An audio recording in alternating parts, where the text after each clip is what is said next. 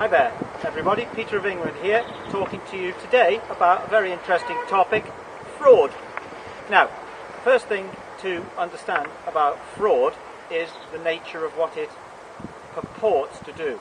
And it's a system of trickery, and it's a system of non-revelation, it's a system of non-disclosure and non-transparency. In effect, it's trickery. The first thing we'd like to address, though, before we get onto this subject here, is that money has never ever paid for anything on this planet. It never has, and it never will. The only thing that can pay for goods and services are other goods and services. The next part of this fraud is, most people say, can you pay us in cash? Yeah? What they mean by that is legal tender. It's a very, very narrow range of money, and it's typically cash and coin, which is typically what's called MO or M1 money, when the Bank of England refers to it. Now, here's the thing.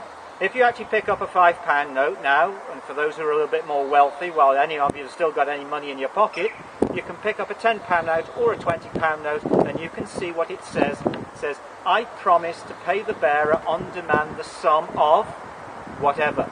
Now, what was that sum that used to be payable? Up until 1931, when you were all taken and stripped off the gold standard, it used to be payable in gold. So you would turn up to the bank, or the Bank of England, and they would pay you the amount in gold that you actually had as your promissory note.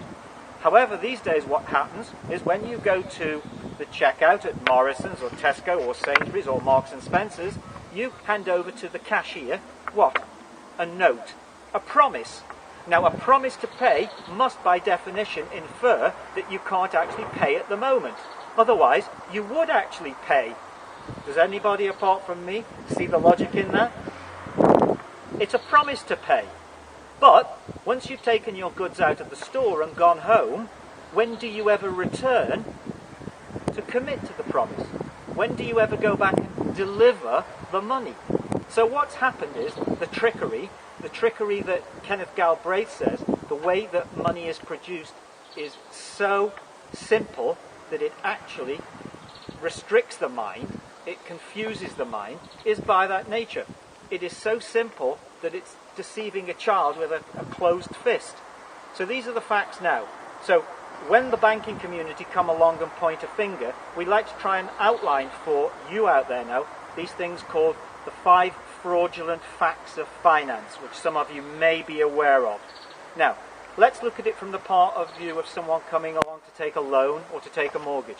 The first fraudulent fact is what's called fraudulent inducement.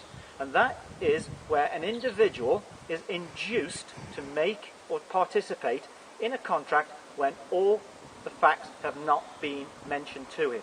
So typically I would read that the fraud in a loan or a mortgage, it's the fraud that the borrower commits by pledging as collateral property or performance which at the time of signing the agreement he does not own or even have title to.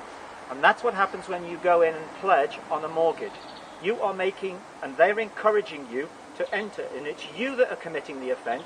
You are engaged in what's called fraudulent inducement because you are pledging, let's say in the example of a mortgage, a property as collateral for a future liability, but you don't own the property. How can you pledge that which you don't have? Fraudulent fact 1. The second violation is what's called fraudulent concealment. And this is entered into by not only the banks, but in collusion there with the solicitor. This is all the solicitors, all the members of the legal profession out there, and the judges who are all in on the same deal. You're being hoodwinked. And best way to describe that is the failure of the bank or the loan company to disclose the true nature of the contract. The bank calls it a loan, leading the borrower to believe that he or she is actually receiving a loan of existing money. But as we can see, there is no existing money because they don't have to go into the vault to check how much they've got in the back room. They don't have to phone head office to find out how many other loans have been taken out that day. It matters not. And as the Bank of England has stipulated in their Q1 2014, the nature of money and how money is produced, what they state is in effect that the moment that the bank produces a loan, it simultaneously creates in the depositor's account a amount of money. So this is the new money. You don't have to have money anymore to create money. All you have to do is dial some figures into a computer screen and it creates the loan liability. The next one is the fraud. Third one is what's called fraudulent misrepresentation. And the misrepresentation here is leading you to believe that you can actually pay this so-called debt off over time. And that's an illusion, because there's something called principal that you borrow, and then there's what's called principal plus interest. And as long as the principal plus interest is always higher than principal, then there will always be a determinable but not identifiable group of people within society that by the very nature of the mathematical equation must default, hence become bankrupt, therefore must endure a court procedure or repossession. So that's the fraud there on all of you.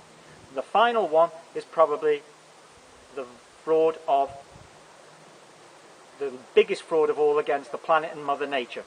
All the natural resources, all the things that you've been encouraged to buy, the fraud there is that they're all free, they're all on the planet, and they all belong to us all. Yet a simple, well-organized cartel, moneyed interests over time have cornered the market, are mining the ores, mining the resources, cutting the timber, exploiting the fuel, and they are then selling it to you. And so when we say here that who loses out here, ultimately the planet loses out, the sphere upon which you live and depend for your life is put at risk, and it's exploited for monetization and monetary gain. So when the banks or any other organization are pointing the fingers about fraud, first they must very sincerely get their own houses in order, and they know they can't.